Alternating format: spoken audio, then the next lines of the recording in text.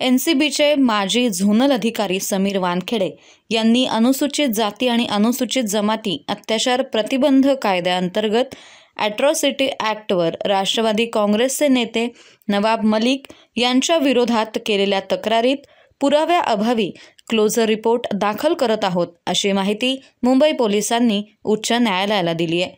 2022 मध्ये वानखेडे यांनी नवाब मलिक यांच्या विरोधात ॲट्रॉसिटी ॲक्ट अंतर्गत गोरेगाव पोलीस ठाण्यात तक्रार दाखल केली होती। मात्र पोलिसांनी काहीही कारवाई न केल्यानं वानखेडे यांनी संबंधित तक्रारीचा तपास सीबीआयकडे वर्ग करण्यासाठी उच्च न्यायालयात याचिका दाखल केली।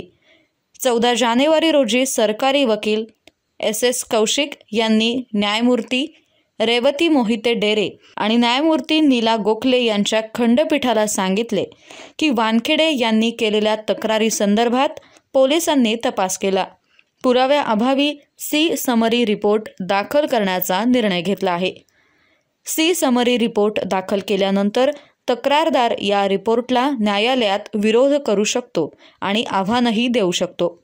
न्यायालयानं पोलिसांचं विधान स्वीकारत करदाता सेवा महासंचालनालयाचे अतिरिक्त आयुक्त समीर वानखेडे यांच्या याचिकेत काही उरलं नाही असं म्हणत याचिका निकाली काढली।